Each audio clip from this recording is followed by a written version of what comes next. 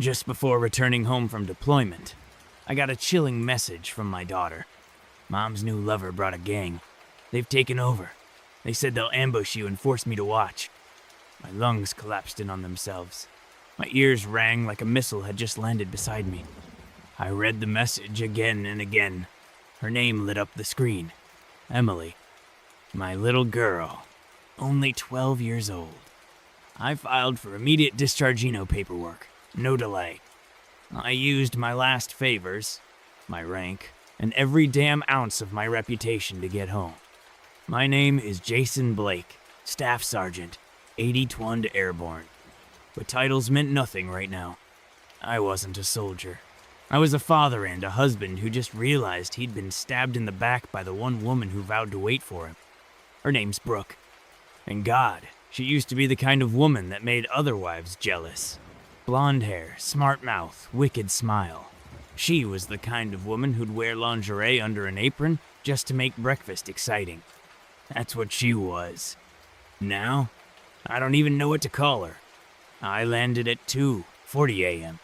I didn't wait for baggage. I didn't call a cab. I had a buddy Tyler waiting curbside in a beat-up Dodge Charger, engine humming low like a loaded shotgun. "You ready for this?" he asked, glancing over with those steel-cold eyes he only used in firefights. I nodded. She made it personal, Ty. She picked the wrong man to play games with. Exactly. The neighborhood was asleep when we pulled into my driveway except for the lights on inside my own damn house. Music was playing. Not loud, but steady. Thump, thump, thump, some kind of bass-heavy trap beat. And there was a shadow in the upstairs window. Tall, broad. Definitely not Brooke. I motioned to Tyler. "Front door's mine. You circle back. If it goes loud, handle Emily." He just nodded. I stepped up to the door and saw it. The brass welcome sign crooked, like someone had slammed the door one too many times. The porch smelled like cheap weed and sweat. I gritted my teeth and slowly turned the knob. It was unlocked. I stepped in, and there she was. Brooke. In nothing but an oversized Lakers jersey, not mine, leaning against the kitchen counter, sipping wine like she was in a damn commercial. Her blonde hair was messy knot in the cute way. Her eyes looked fogged up from whatever she'd been smoking. And her smirk, God, the audacity. "Well, look who finally decided to show up," she said, not even flinching. "What's the matter, soldier boy? Couldn't handle a real deployment, so you came running back?" I stood there shaking. Not from fear, not from exhaustion, from rage. It built in my chest like pressure behind a dam, ready to blow. But I had to stay focused. "Where's Emily?" I growled. "Oh, she's fine," she said, waving her hand like I'd asked where the remote was. "Probably locked herself in her room again. Little drama queen. I told her you'd come back acting all macho." Thought I was kidding. Guess not. And then he walked in. The lover. He was tall, tattooed, shirtless, grinning like he owned the place. Corey, I'd later learn. Drug dealer. Ex-con. He strolled in, holding a damn machete in one hand and a bottle of tequila in the other. "Yo, this the ex?" he said, licking his teeth. "Looks like he needs to be taught a lesson." "Not ex," I snapped, stepping closer. "Not yet." Brooke laughed. "Oh, honey, you've been ex since the minute you deployed. Did you really think I was going to stay loyal while you played G.I. Joe overseas? Please. I need a real manot, some government-issued robot who checks in once a month and leaves me cold at night." "You brought this into our home," I whispered, voice cracking. "You brought him around our daughter." And she snapped. Maybe she needs to see what a real man looks like. That was it. Before Corey could lift that machete again, I had him against the wall arm, twisted, blade clattering to the floor. Brooke screamed, but I didn't touch her. Not yet. Tyler stormed in behind me, gun drawn. Swept the room. "Emily, safe, upstairs closet." "She locked herself in," he said. "Get her out. Take her to the truck." "What about them?" I stared at Brooke as she picked up her wine again, handshaking for the first time. "This ends my way." Brooke stood there, wine glass trembling just slightly in her hand. For the first time I saw it, the crack in her act. That perfect little performance she'd been putting on since the day I stepped through the door. No, her smirk was forced. Her eyes darted toward the fallen machete like she had any idea what to do next. Put that glass down, I said coldly. She didn't move, just raised her eyebrows and took a slow sip, like we were still playing house. Like this was just another argument in a long list of married people squabbles. Brooke, I said again, sharper now. Put it down. She placed it on the counter. Finally. Her lips curled. You always had a problem with control, Jason. That's why I needed someone who could let me breathe, not choke the life out of me with rules. Rules? I repeated. You mean loyalty? Respect? Protecting your daughter from crackhead scum with weapons in her home? Corey groaned from where I'd slammed him into the wall, massaging his shoulder. She invited me, he muttered. Said you'd already signed the divorce papers. I turned on her. Did you really tell him that? She shrugged. Well, it was practically true. Emotionally, we were over the moment you boarded that plane. Emotionally. That was rich coming from someone who hadn't sent a single care package in 11 months, who only replied to my emails with one-liners and excuses. I thought she was just overwhelmed, raising Emily alone. I tried to understand. I was such a goddamn fool. You know what I found in your emails? I said. Nothing. Not one conversation between you and your so-called girlfriends about missing me. Just memes, shopping links, and one long-ass thread where you bragged about how hot your trainer was. Josh, she said, blinking. That was months ago. He wasn't even that good. My stomach twisted. She didn't even bother denying it. Didn't flinch. Didn't even look ashamed. Tyler came back down the stairs, gently holding Emily's hand. She had tears streaked across her face, but she was silent. Brave. Like I'd raised her to be. She saw Brooke, and instantly looked away. You okay, baby girl? I asked, voice softening. She nodded slowly. I just want to go. I don't want to be in this house anymore. That was it. That was the final nail. Take her to my mom's. Stay the night, I said to Tyler. What about you? I looked Brooke dead in the eyes. I'm going to have a little talk with my wife. Tyler hesitated, then nodded and led Emily out. Brooke chuckled bitterly. What now, Jason? You gonna cry? Get all mopey? Say you deserve better? Maybe you do, but you weren't exactly husband of the year either. I was out there dodging bullets while you were playing house with a gang member. I was surviving. She snapped, stepping forward suddenly fierce again. You think it was easy raising a kid while you ran around the desert with your buddies? You think I didn't have needs? Desires? I waited for 2 months. Then I realized you weren't coming back the same. So I made peace with it, and I moved on. You didn't move on, I said quietly. You moved down. She slapped me. It didn't hurt. Not really. I didn't even blink. I just stood there as she panted in front of me, mascara running, mouth trembling. You're not the man I married, she hissed. No, I agreed. I'm a better man, and that's why I'm not going to destroy you the way I want to. Her face went pale. I'm filing for full custody. I've got evidence photos, witnesses. The moment you brought Corey into this house with drugs and weapons, you made it easy. Emily's done with you. I'm done with you. She opened her mouth, but I didn't wait to hear another lie. I turned, walked out the door, and left her in that house full of broken promises. The war wasn't in the desert anymore. It was right here, and I was finally winning. The door slammed shut behind me, but her voice still echoed in my ears. You'll regret this, Jason. No, I wouldn't. Tyler's Charger was already pulling out of the driveway, Emily in the back seat. I watched her through the window small, pale, shaken. She looked back once, just once, and our eyes locked. I gave her a nod, the kind we used in the field. It meant I got this. I stood outside in the cold night air for a moment. No jacket, no plan. Just the rage still burning behind my ribs. My fists clenched so tight they hurt. But inside, beneath the fury, was something worse disbelief. After all I'd given, all I'd endured, this is what I came home to? I walked to the garage. My old toolbox was still in the corner. I pried it open. grabbed my backup phone from the false bottom. Brooke never knew about it. It's where I kept all the contacts, files, photos, just in case things ever went south. And God, they had gone nuclear. I pulled up a folder called Household.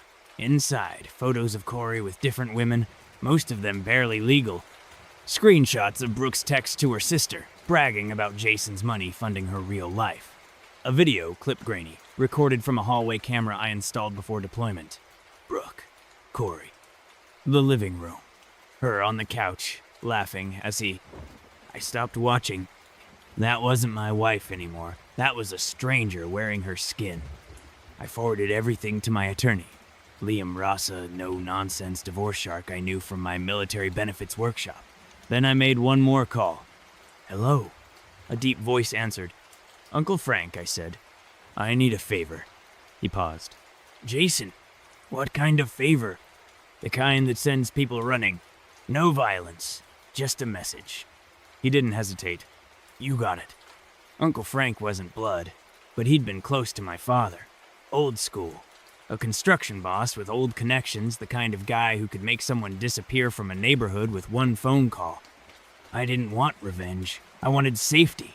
For Emily. For myself. I needed Corey and his gang out of my damn house. Half an hour later, I saw them leave. 3 of them, Corey included, jumped into a beat-up truck, spinning tires as they fled the neighborhood like roaches in daylight. I don't know what Uncle Frank said, but it worked. I waited until they were gone. Then I walked back into my house. Brooke was sitting on the couch, knees pulled up, arms wrapped around herself. For once, she looked small. You think scaring them off fixes this? She whispered. You think making me look like trash makes you a hero? No, I said. I think telling the truth does that. And you've been running from the truth so long, you've forgotten what it feels like. She glared at me. I made mistakes, but I didn't deserve to be abandoned. Abandoned? I snapped. I was deployed, not on vacation. You didn't get bored, you got greedy. She flinched. I looked around the room-broken glass, the smell of sweat and cheap smoke, pictures off the walls. My home. It didn't feel like mine anymore. She had infected every corner with her lies. You've got 48 hours, I said. Then I'm changing the locks. She stared at me like I was a stranger. Maybe I was. You don't get to tell me. I just did. I walked upstairs. Emily's room was still tidy. The stuffed bear I sent her from Iraq sat on her pillow. I sat on her bed, ran a hand down my face, and felt the first tear burn its way down my cheek. This was it, the death of a marriage. The beginning of something new, and somewhere beneath the pain, I started to feel it. Clarity. I wasn't broken. I was becoming free. The next morning, the house was too quiet. No smell of pancakes. No cartoons playing. No sound of Emily humming in her room. Just silence and Brooke, pacing the kitchen like a ghost who didn't know she was dead yet. I came downstairs wearing a plain black t-shirt and jeans. No uniform, no medals. Just a man who'd been ripped apart and now had to piece himself back together. Alone. She turned the second she saw me. Jason, can we talk? I ignored the shaking in her voice. She always cried when the consequences finally arrived. What's left to talk about, Brooke? Her lips parted, searching for a lifeline she no longer had. I messed up. I know that. But I didn't think it would go this far. This far? I barked. You moved a drug dealer into our house. You let him sleep in our bed. You let him scare our daughter into thinking she'd have to watch me die. There is no this far. This is over. Tears welled up, and for a second, I almost believed them. But then I remembered the videos, the texts. The nights I begged for a video call just to see her face, and she said the Wi-Fi was down, while she was probably tangled up with Corey on the couch. I didn't love him, she said, stepping closer. Then why him? I asked. Why bring that into our lives? Her eyes dropped. Because he listened. Because he made me feel wanted. I turned away. I had to. If I looked at her too long, I'd see all the nights I'd imagined her curled up on the couch, waiting for me.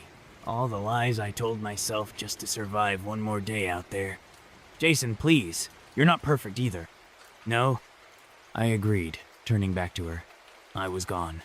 I missed birthdays, holidays, but I never stopped loving you. I never broke my vows, and I damn sure never endangered our daughter. She reached for me. I stepped back. That's when her face twisted. The tears stopped as fast as they came. You think you're some saint? She snapped. You think just because you wore a uniform, you're better than me? No. I think I'm better because I didn't turn into a stranger while you were gone. Silence. Then she whispered, You'll regret this. She'll turn on you too. Kids grow up, Jason. They find out their dads aren't heroes. That hit me like a bullet. But I smiled. Let her. I'd rather she hate me for leaving you than grow up thinking this is what love looks like. Brooke didn't speak again. She stormed upstairs, slammed the bedroom door. I heard something shatter behind it. I sat down at the kitchen table, heart pounding, hands shaking. I hadn't slept. I hadn't eaten. But I finally felt in control. The next hour passed in a blur. I called Liam again. My lawyer told him to proceed with full custody, a restraining order, and an emergency motion to protect Emily from Brooke's environment. I've got everything I need to bury her in court, Liam said. Just say the word. Bury her legally, I replied. No games, no lies, just the truth. After that, I made one more call. Hey, I said when the voice answered. Dad? Emily whispered on the line. Are you okay? I am now, I said softly. You safe with Grandma? Yeah. She made French toast. I smiled for the first time in days. Save me a slice. She hesitated then. Are you going to make Mom leave? I already did. She was quiet. Then came the whisper. Good. That word meant everything. It meant she understood. That she saw through the mask Brooke wore. That she knew who the real monster was. And it meant I wasn't alone in this. I hung up and leaned back in the chair, staring at the spot where Brooke had stood earlier. She thought she broke me, but all she did was show me what I should have seen years ago. And now I was ready for the war she had no idea was coming. By the time evening crept in, the house no longer felt like mine. It felt like a crime scene place, where trust had been murdered and dragged across every room, bleeding memories in its wake. Brooke hadn't come out of the bedroom. Fine by me. Her silence was the first gift she'd given in years. I spent the next few hours gathering documents, backing up footage. I wanted everything airtight before the court date. I didn't just want to win.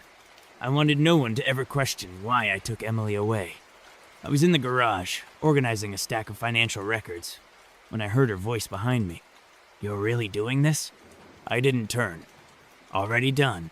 You want to ruin me now? I faced her. She looked like hell makeup smeared, hair in a greasy bun, wearing the same tank top from the night before. The irony wasn't lost on me. This was the woman I once believed I couldn't live without. I don't want anything, I said. But Emily deserves everything. And you stopped caring about that a long time ago. Brooke's eyes flared. You're acting like I'm the villain here. I laughed. Cold. Bitter. You cheated. Lied. Brought a man with a weapon into our home. Put your daughter in danger. If you're not the villain, then hell must be empty. She crossed her arms. You think court's going to be that easy? Judges don't care about feelings, they care about facts. I stepped forward and pulled out a USB drive from my pocket, holding it up. Good thing I've got both. She flinched. You wouldn't. I already did. Sent everything to my attorney here. Texts, videos, audio clips, even the school counselor's report Emily filed when you forgot to pick her up drunk last semester. Her jaw dropped. Oh yeah. You thought no one knew about that? I know everything, Brooke. The mask cracked again, and this time, it shattered. You self-righteous bastard, she spat. You think just because you went to war, you're better than me? You abandoned us for a uniform. You left me with bills, with loneliness, with the burden of being perfect for a kid who didn't even like me. I stared at her, calm. That's what it was about for you? You wanted to thank you for surviving parenthood? She didn't answer. You didn't just fail me, Brooke. You failed her. And I'd die before I let her believe this chaos is normal. She stormed back inside, slamming the door. I exhaled and leaned against the hood of my car. For years, I thought I had to keep the family together at all costs. I thought enduring was love, that surviving was loyalty. But sometimes survival means walking away. Later that night, I got a message from Tyler. She called Corey, told him you're trying to steal Emily. He's on edge. You need to be ready. Perfect. Let her play that game, I replied. Let him come. I've got cameras and more than enough witnesses. I wasn't afraid anymore. If anything, I was ready too. I'd faced bullets, landmines, and blood-soaked dirt. If Brooke thought some street rat and courtroom lies could rattle me, she'd forgotten who the hell I was. The next morning, I dropped off paperwork at the county clerk's office. Emergency motion, custody request, temporary restraining order. The whole arsenal. By the time Brooke came downstairs pale and trembling, I had already sealed her fate. You might want to start packing, I told her. She blinked. Where am I supposed to go? Not my problem anymore. She wanted chaos. But now, I was the storm. By noon, the papers had been served. A knock at the door. Brooke opened it, still wearing my old hoodie like it would protect her. The look on her face when she saw the envelope priceless, like someone had just handed her a mirror, and she hated what stared back. She stormed into the living room, papers clenched in her hand like she could crush the truth out of them. You filed for full custody? She screamed. I didn't even look up from the coffee I was pouring. And a protective order. Protective order? Against me? Her voice cracked. You can't be serious. I turned, calm, measured. You let a man with a weapon into a house where our daughter sleeps. You ignored school pickup 3 times. You got high while she cried herself to sleep in the room next to you. Yep, Brooke, I'm serious. She threw the papers onto the counter. You're trying to destroy me. No, you already did that to yourself, I said. I'm just making sure Emily doesn't get caught in your wreckage. Brooke stood there breathing like she'd run 10 miles. Then she did what she always did when she was cornered. She lied. She told me she hates you, that she wishes you never came back. I stared her down. Try again. Fine, she spat. You know what? Good luck raising a hormonal teenage girl by yourself. Let's see how long it takes before she turns on you. That one almost got under my skin.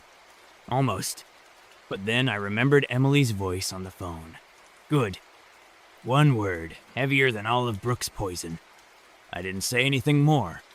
Instead, I opened the back door and nodded toward the driveway. Your ride's here. A black SUV pulled in sent by her sister Rachel. I'd reached out earlier, let her know what was coming. Rachel didn't like Brooke much these days. Apparently, sleeping with 2 of her ex-boyfriends hadn't helped. Brooke looked at the car like it was an execution van. You're kicking me out? Court says you've got 72 hours to vacate.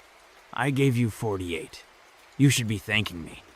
She marched past me, slamming her shoulder into mine on the way out. As she reached the door, she turned back, eyes burning. You think this is over? You think you've won? I walked to the doorway, leaned against the frame. No, Brooke, I don't think I've won. She smirked. I know I have. She drove off 10 minutes later with 2 suitcases and nothing else. No apology, no goodbyes, not even a glance at the room where Emily used to wait by the window for her. I sat on the porch and watched the car disappear around the corner, and that's when I saw it taped under the porch bench. Small, black, and blinking red. A camera, not one of mine. I pulled it down, heart thudding, plugged it into my laptop inside, and checked the files. Weeks of footage. Corey, Brooke, strangers coming in and out, conversations caught in perfect audio. One clip made my blood run cold. Corey, laughing in the kitchen. She thinks I love her, but we're just keeping the place warm till Jason's back. Then we take the cash and we bounce. Another voice. What about the kid, Corey? We scare her. Maybe she runs. Maybe she keeps her mouth shut. Doesn't matter. Just keep the heat off until we're done. I sat back in my chair, chest heaving. This wasn't just betrayal. This was a setup. They were planning to rob me. Maybe worse. I clicked download all and sent the entire folder to Liam. Next step, the police. Brooke thought she was playing checkers, but she forgot I was trained for war. And now, I was finally fighting the right enemy. By the time I arrived at the police station with the footage, I wasn't a broken husband anymore. I was a father, a soldier, a man with a mission, and I had the smoking gun in my backpack. I handed over the flash drive to the officer behind the counter. "Name?" he asked. "Jason Blake." He glanced at the drive. "What's on here? Proof of conspiracy, home invasion, child endangerment, and a whole lot more." He raised an eyebrow and motioned for a detective. An hour later, I sat in a small room across from Detective Sarah Holt. Tough, sharp, no nonsense. She plugged in the flash and leaned forward as the first video loaded. Corey's voice crackled through the speakers. She thinks I love her. By the third clip, her expression changed. By the sixth, she paused the video and looked at me with narrowed eyes. "You have any idea how serious this is?" I nodded. "That's why I'm here. You realize if this footage is admissible, you're looking at multiple charges against both parties, not just the man, but your wife too. She's not my wife anymore." She clicked through more files. "Corey's already on parole for assault. If we can verify this footage is real, he's going away for a long time." "Good. And Brooke?" I looked down, my fists clenched. "She let it happen. She invited it into my home, into my daughter's life. You do what you have to do." Detective Holt nodded slowly. "We will." She promised to keep me updated and walked me out with a handshake. "If Corey or anyone else comes near you before we act, call me directly. You're not alone in this, Mr. Blake." Those words hit deeper than she knew. On the way back, I got a call from Liam, my attorney. "You sitting down?" he said. "What now?" "I filed the emergency order for full custody. The judge reviewed everything you sent. You've got a court date set for next week. But until then, Emily is legally in your custody. No contact allowed with Brooke, per the temporary restraining order." I didn't speak right away. "You okay?" he asked. "Yeah," I said, exhaling. "Better than I've been in years." That night, Emily came home. Tyler dropped her off with a small suitcase in her sketchbook. She ran up the porch and wrapped her arms around me, without saying a word. I held her for a long time. "I missed you, Dad.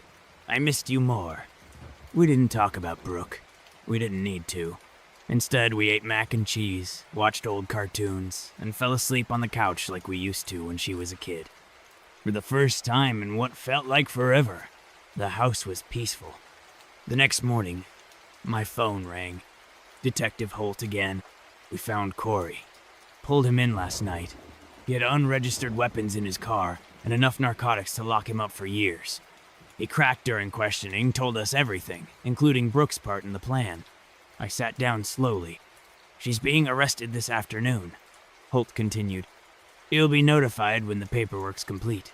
Just thought you'd want to know." "I did," I said quietly. "Thank you." She paused.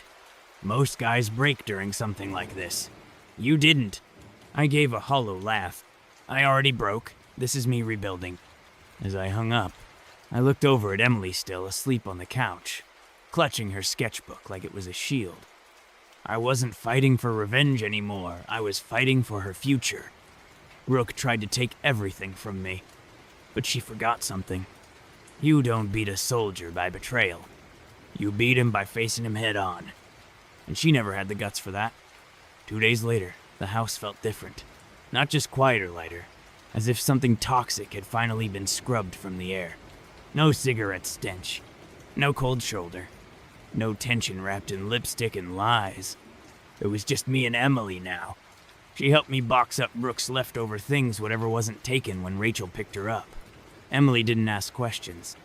She just moved from room to room in silence, placing old heels and cheap perfume bottles into a cardboard box like she was taking out the trash.